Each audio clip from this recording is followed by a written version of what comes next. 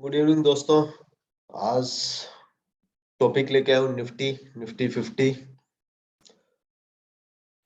Video बनाने से पहले एक स्टैंडर्ड डिस्क्लेमर अप्लाई है। I am not SEBI registered और वीडियो फॉर एजुकेशन पर्पस। मैं आपके किसी भी फाइनेंशियल नफे नुकसान के लिए उत्तरदायी नहीं हूँ। इन्वेस्टमेंट से पहले आप अपने सेबी रजिस्टर्ड एडवाइजर से एडवाइस जरूर लें। देखिए, डाटा से मैं पहले भी खेलता रहा हूँ, डाटा के साथ काफ़ी खेलता रहा हूँ और ये डाटा आज का नहीं है मेरे पास। ये डाटा काफ़ी अर्ली स्टेज में मैंने इसको कलेक्ट किया था, इजीली मिल भी जाता है। तो निफ्टी में मैं बात आज जो करना चाहता हूँ मेनली वो निफ्टी 20 पर करना चाहता हूँ। निफ्टी 20 पर करने से पहले मैं आपको कुछ हिस्टोरिकल डाटा दिखाना चाहता हूँ। हिस्टोरिकल डाटा ये है कि 1991 से लेके 2022 टिल डेट तक का डाटा, यानी कि 2 जुलाई 2022 तक का डाटा मेरे पास डे वाइज है, ईयर वाइज है, मंथ वाइज है। 1991 से लेकर 2000 तक मैं अपने रिमार्किंग मैंने अपने हिसाब से दी है मार्केट को। मेरा अपना सोचने का तरीका है, मेरा अपनी बात रखने का तरीका है, मेरा एनालाइज करने का अपना तरीका है। वो वेरी कर सकता है, डिपेंड करता है पर्सन टू पर्सन, वो मार्केट को कैसे देखते हैं, कैसे उसको स्टडी करते हैं और कैसे वो उस पर काम करते हैं। तो 1991 से लेके 2000 तक, ईयर 2000 तक मेरा रिमार्क ये है कि हमारे बाजार नॉट मैच्योर, मैच्योर नहीं थे। क्यों नहीं थे? अखबारों पर काम चलता था, 1% से भी कम लोग इन्वेस्टमेंट करते थे, इतनी सोशल मीडिया भी नहीं था, मोबाइल्स भी नहीं थे। तो ये सब चीज़ें 2000 के बाद अवेयरनेस आई और उसके बाद हमारे यहाँ पर कंप्यूटर तो पहले आ गए थे 93-4 के आसपास, बट 2000 के बाद अग्रेसिवली स्कूल कॉलेजेस में कंपलसरी हुए। उसके बाद बच्चों ने सीखना स्टार्ट किया, हम हमारी एज के लोगों ने भी सीखना स्टार्ट किया और धीरे-धीरे मोबाइल्स भी आ गए 2003-2004 के आसपास और सोशल मीडिया का ज़माना भी आ गया 2010 के बाद। व्हाट्सएप ये वो, ट्विटर ये सब चलते मतलब जो मैच्योर लेवल आया है वो मार्केट का 2005 के बाद है एक्चुअली। लेकिन ठीक है, हम 2001 के बाद मान सकते हैं कि हमने एक ट्रैक पकड़ लिया था। तो मैं ये मानता हूँ, मेरा ये ऐसा मानना है कि जब मैं डाटा के साथ खेलता हूँ, डाटा को समझता हूँ, डाटा को पढ़ता हूँ, तो मुझे ये समझ आता है कि 1991 से लेकर 2000 तक हम नॉट मैच्योर। 2001 जो क्रैश थे, जो 2001 था, 2008 था और 2020 था और फ्लैट जो मार्केट थे वो 2013 एंड 2022। ये जितना मैंने हिस्टोरिकली पढ़ा है, जितना मैं रिमार्क अपने तरफ से इसको मार्क्स दे रहा हूँ, जो मैंने यहाँ पे 4 ऑप्शंस रखे हैं, crash, red, deep green, green और फ्लैट 5 ऑप्शंस रखे हैं। ये मैं सिर्फ और सिर्फ इंडेक्स को दे रहा हूँ, मैं किसी स्टॉक पर्टिकुलर की बात नहीं कर रहा हूँ। तो मेरा ये मानना है कि हमारे मार्केट इस पीरियड के दरमियान 3 बार क्रैश हुए और 2 बार रेड रहे और 2 बार फ्लैट रहे, बाकी टाइम पे ग्रीन और डीप ग्रीन थे। ऐसा निफ्टी को लेके मेरा मानना है, मेरा व्यू है, जिस प्रकार मैंने डेटा के साथ खेला। मैं परसेंटेज बेस पे देखता हूँ एक्चुअली। तो अब इसमें अ, जैसे काफ़ी लोग हैं जो मार्केट में टाइम नहीं दे पाते हैं, समय नहीं दे पाते हैं, बिज़ी रहते हैं, पर्सनल लाइफ में बिज़ी रहते हैं, बिज़नेस में बिज़ी रहते हैं, जॉब में बिज़ी रहते हैं, बट इन्वेस्टमेंट करना चाहते हैं। तो इन्वेस्टमेंट करना चाहते हैं तो मैं ये कहता हूँ कि जिसके पास बिल्कुल टाइम नहीं है, जिसको बिल्कुल समझ नहीं है, जो बिल्कुल टाइम नहीं दे सकता, उसको खाली कुछ नहीं करना है, एक छोटी-सी चीज़ है, निफ्टी 20 पर फोकस करना है। एज़ पर हिस्ट्री मैं ये कहता हूँ कि हमें जितना उससे रिटर्न मिल सकता है वो एफडीआर में नहीं मिल सकता, किसी भी कंडीशन पे कोई भी म्यूचुअल फंड भी नहीं दे सकता। तो ये कैसे, इसको डाटा के थ्रू मैं आपको समझाने की कोशिश करूँगा। निफ्टी 20 आज निफ्टी जो प्राइस है वो 15,752 है, 2 जुलाई का टाइम है, शाम का समय है। इसी के अंदर एक निफ्टी 20 होता है, इंडेक्स फंड होता है, जो कि निफ्टी जितना बढ़ता है उतना ही वो बढ़ता है। मान लेते हैं कि 15,752 अगर आज के दिन इंडेक्स का भाव है 15,752, अगर 1% बढ़ जाता है मार्केट तो इसमें 157 पॉइंट बढ़ जाएंगे मोटा-मोटी। राउंड फिगर ले रहा हूँ, पैसों की यहाँ बात नहीं करता हूँ। तो 15,909 हो जाएंगे। निफ्टी 20 अगर आज उसका प्राइस मान लेते हैं 175, एग्जांपल ले रहा हूँ, मैंने करंट प्राइस चेक नहीं किया, 175 है। अगर मार्केट 1% बढ़ेंगे तो ये भी 1% बढ़ जाएगा, यानी कि 1 रुपया 75 पैसा बढ़ जाएगा, यानी कि 176 रुपया 75 पैसा हो जाएगा। और सेम इसके अपोजिट आप अगर मार्केट करेक्ट होते हैं, मान लेते हैं 1% करेक्ट होते हैं, मतलब करेक्शन आता है, मतलब प्रॉफिट बुकिंग आती है, तो यहाँ पर 1% आने पे 157 माइनस हो जाएगा। और जब 157 माइनस होगा तो ये माइनस करने के बाद ये भाव आ जाएगा। और सेम इसी प्रकार निफ्टी 20 के साथ भी होगा। जब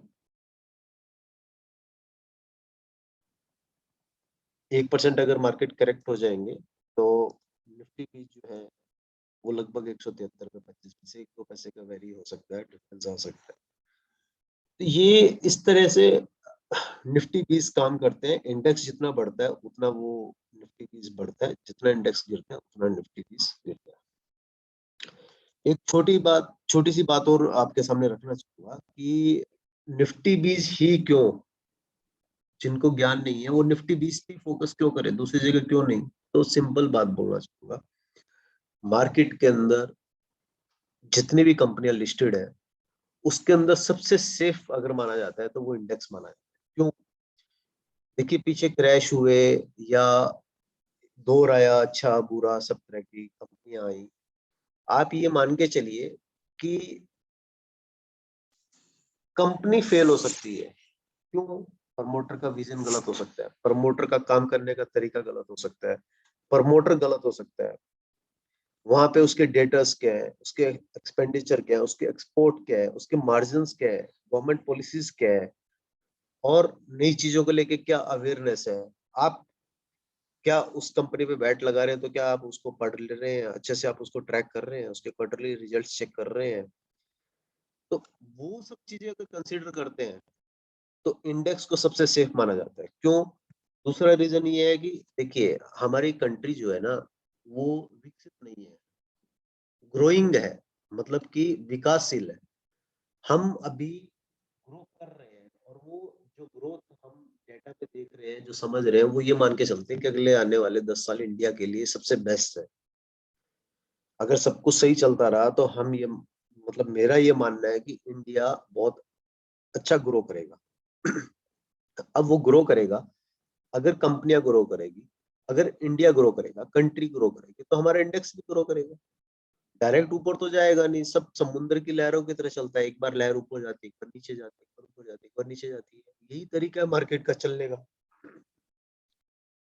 तो अब इसमें इंडेक्स क्यों पसंद है, क्यों करते हैं ज्यादा लोग पसंद, या मैं क्यों पसंद करता हूँ, उसकी वजह ये है कि देखिए एक दौर आया था आर पावर, आर कॉम, जैसे बिग बाजार, और जैसे बहुत सारी कंपनियां, जेपी इंफ्रा, ये कंपनियां नहीं चली, प्रमोटर खराब निकल गए, सत्यम, किंगफिशर।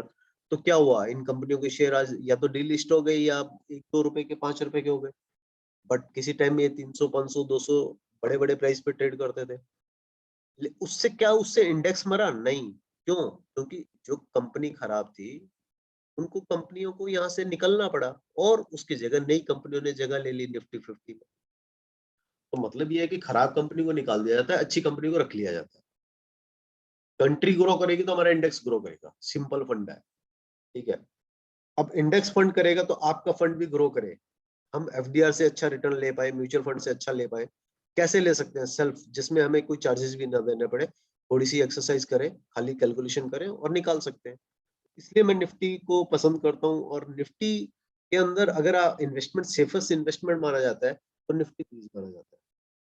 देखिए मैं एक चीज और बोल दूं, डिस्क्लेमर अप्लाई है, मैं निफ्टी 20 में खुद इन्वेस्टेड हूँ, लेकिन मेरी कोई राय नहीं है कि आप इन्वेस्ट करें। आप सबसे पहले अपने किसी भी सेबी रजिस्टर्ड एडवाइजर से राय जरूर लें। लेकिन मैं क्या फॉर्मूला अपना रहा हूँ, क्या मैं देख रहा हूँ, वो आपके सामने जरूर रखना चाहूंगा। तो जैसा मैंने अभी आपको यहाँ बताया कि निफ्टी कैसे काम करता है और निफ्टी 20 कैसे काम करता है। अब सबसे पहले मैं 5 साल का एक उदाहरण लेता हूँ। उदाहरण ये है कि 2018 से लेकर और टिल डेट 2022 तक के मैंने हाईज रखे हैं आपके सामने और लोज रखे हैं। ये हाईज पहले बने हैं और ये लोज बाद में बने हैं। ठीक है। हाई 11,760 बना है 2018 में, और वहां से मैं एक कैलकुलेशन दे रहा हूँ, 12 से 15% आपको माइनस करना है 11,760 के अंदर। मैं यहाँ लिख के एग्जांपल देता हूँ, देखो 11,760 के अंदर आपको माइनस करना है 12%। तो आप जब ऐसा करेंगे तो आपके सामने रिजल्ट आएगा 1411 पॉइंट, और जब उस 1411 पॉइंट को आप 11,760 11,760 के अंदर से माइनस करेंगे 1,411 को, तो आपके सामने जो रिजल्ट आएगा वो आएगा 10,349, 10,349 Nifty price. Okay, and same 15% के साथ हम कैलकुलेशन करते हैं, तो 11,760 minus 15% is equal to 1,764 point, and 11,760 minus 1,764 is equal to 9,996। ये निफ्टी का प्राइस निकल के आ गया। तो जब भी मार्केट 11,760 से कैलकुलेटर के अंदर 1411 माइनस करने के बाद 12% माइनस करने के बाद 10,349 आ जाएगा। 10,349 से लेके 9,996, 10,349 टू 9,996 के बिटवीन कहीं भी भाव होगा, प्राइस होगा, उस दिन मैं निफ्टी 20 के अंदर 50% इन्वेस्ट कर दूंगा।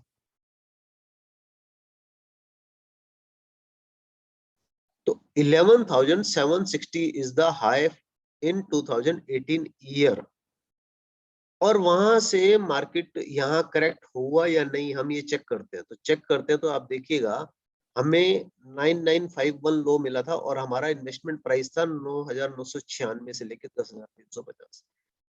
मान लेते हैं 10,350 पे इन्वेस्ट कर दिया, नहीं किया, चलो आज हम बिजी थे, हमने देखा नहीं, हमको शाम को पता चला भाई साहब 10,350 आ गया। हमने अगले दिन खोला, अगले दिन हो सकता है 250 मिल जाए, हो सकता है 400 मिल जाए, और हो सकता है 10,200 मिल जाए। तो हमने जो भी लेवल मिला इसके बिटवीन हमने इन्वेस्टमेंट कर दी अपनी 50%, right.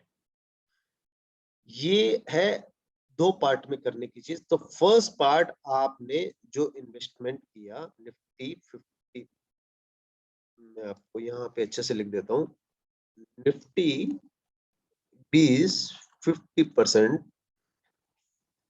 First part trigger at between 10,349 to 9,996, and second part Nifty B's second part 50%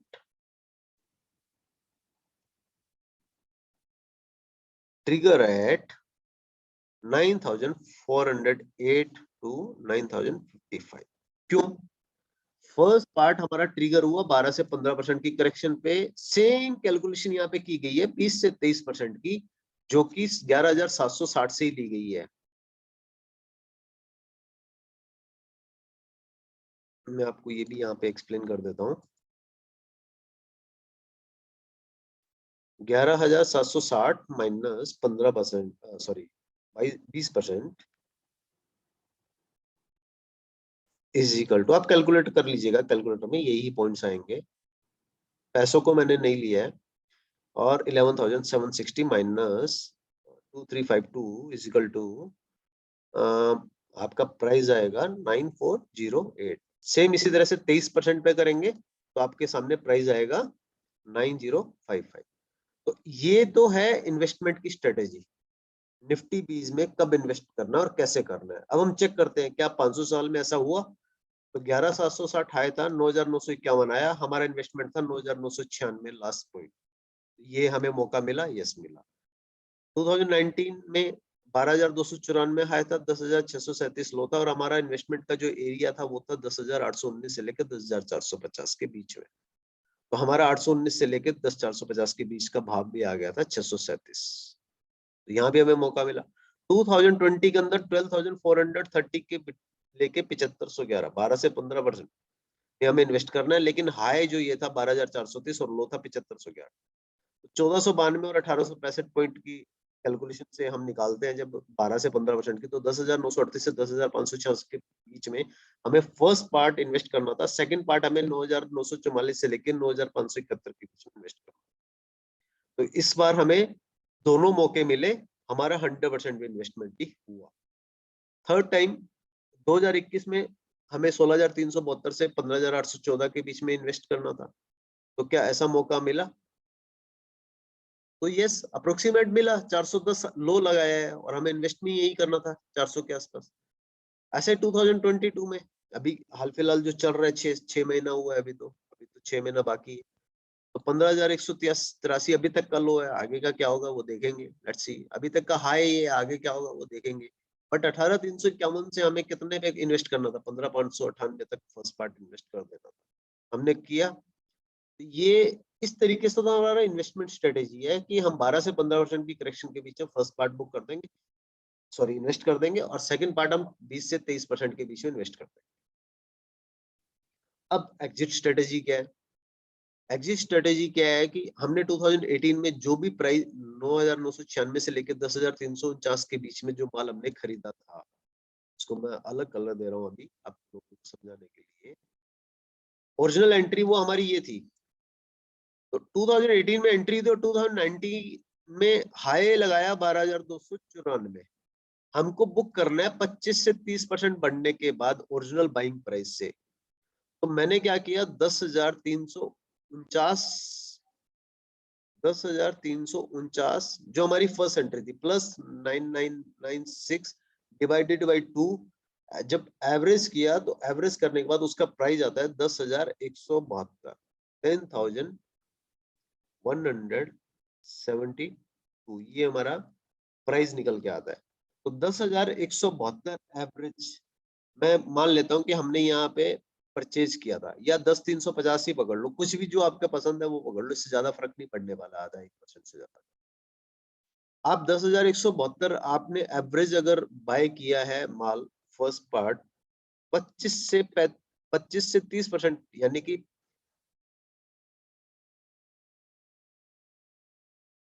10,172 plus 25%, आपके सामने जो पॉइंट निकल के आएंगे वो 1526 पॉइंट आएंगे। 1526 पॉइंट जब आप इसमें ऐड करेंगे, 10,172 प्लस 1526, तो आपके सामने जो कैलकुलेशन निकल के आएगी 11,698।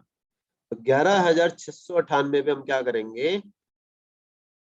11,698 पे हम पार्ट 50% बुक कर देंगे।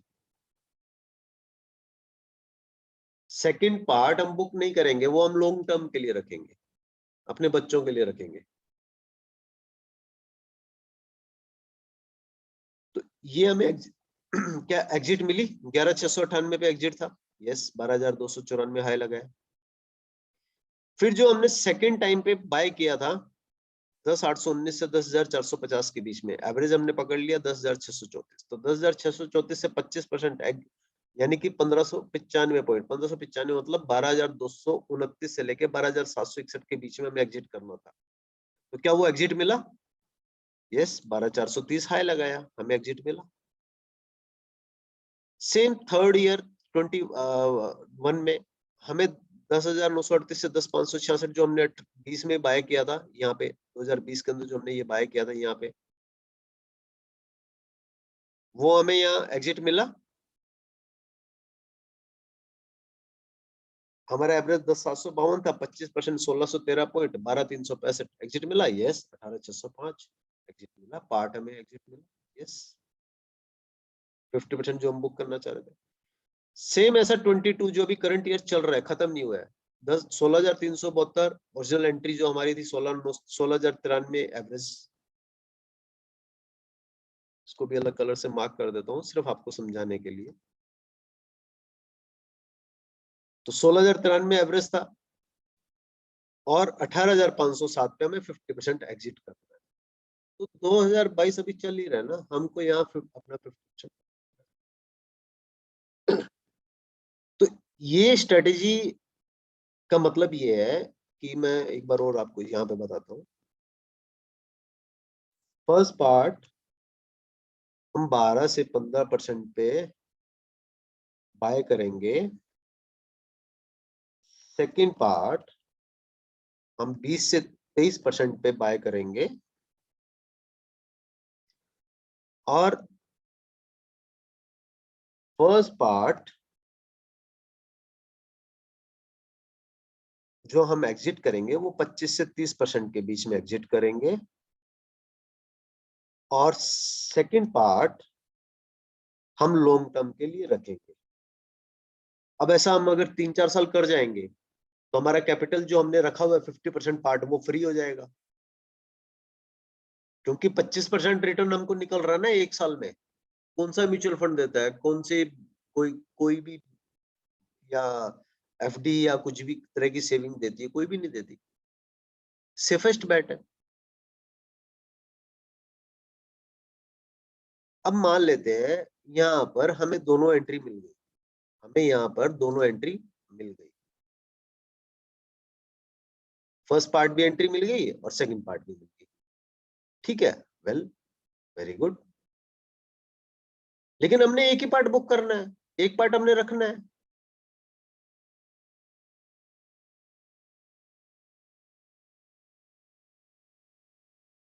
अब एक पार्ट जब बुक किया है उसको फिर से हम पार्शियली दो हिस्सों में बाय करेंगे, बट 50% हम अपने पोर्टफोलियो में लॉन्ग टर्म के लिए रखेंगे।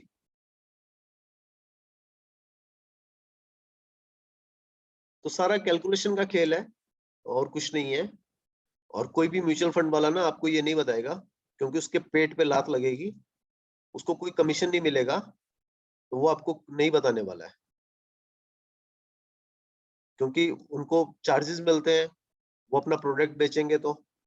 और कोई भी आपको जो भी एडवाइजर है वो भी नहीं बताएगा, क्योंकि उसको कुछ नहीं मिलेगा। आपने एक बार स्ट्रेटेजी समझ ली तो आपको कोई फंडामेंट नहीं पढ़ने, कोई कुछ नहीं करना। और आपको ये कोई भी जो आपको सर्विसेज देते हैं डीमैट अकाउंट वाले, वो कंपनी भी नहीं बताएगी, क्योंकि उसमें भी उनको प्रॉफिट नहीं होगा। जितना ज्यादा आप ट्रेडिंग करोगे, खरीदा बेची करोगे, तभी तो उनको फायदा होगा। आप ये एक बार एक साल में ले लोगे, एक साल में 2 बार बेच दोगे, या एक बार बेच दोगे, या 2 बार खरीद लोगे, तो उनको क्या मिलेगा? बहुत लिमिटेड पैसा मिलेगा। तो सारा कैलकुलेशन का खेल है। मार्केट मौका जरूर देता है, एक वर्ष में एक बार मौका जरूर देता है। ठीक है, कभी 2 महीना प्लस माइनस हो सकता है। और आपको सिर्फ इतना ही तो देखना है, अभी भाई साहब इस साल में हाई क्या लगाया था, कैलकुलेटर उठा के कभी भी देख सकते हो ना। और आपको यही तो देखना है। अब आप जब बाजार में इन्वेस्टमेंट करते हैं तो आपको एक दो लोग आपके नोन भी होते हैं। आपको ये तो पता रहता है टीवी में, अखबारों में, कि यार मार्केट बहुत गिर गया, मार्केट गिर गया। अच्छा, कितना गिर गया चेक करो। 18,351 हाई था, कैलकुलेटर मारो, कैलकुलेटर पे 12 से 15% माइनस करो। माइनस करोगे आपको समझ आ जाएगा कि मेरी एंट्री आ गई है। तो सबसे बेस्ट और सेफेस्ट तरीका है निफ्टी 20। आप अपनी कैलकुलेशन सेम किसी और बीज पर भी बना सकते हैं। मेरी प्रायोरिटी और मेरा फेवरेट, और जिसको मैं अपने ट्रेडिंग का जो प्रॉफिट होता है उसको निवेश करने के लिए सबसे बेहतरीन जो चीज समझता हूँ वो बीज समझता हूँ। और मैं खुद भी निवेशित हूँ। वीडियो देखने के लिए थैंक यू वेरी मच। और पसंद आए तो शेयर कीजिए ताकि ज्यादा से ज्यादा लोगों का फायदा हो। पसंद आए तो लाइक कीजिए और सब्सक्राइब कीजिए। ऐसे अच्छे अच्छे वीडियोस मिलते रहे। Thank you very much.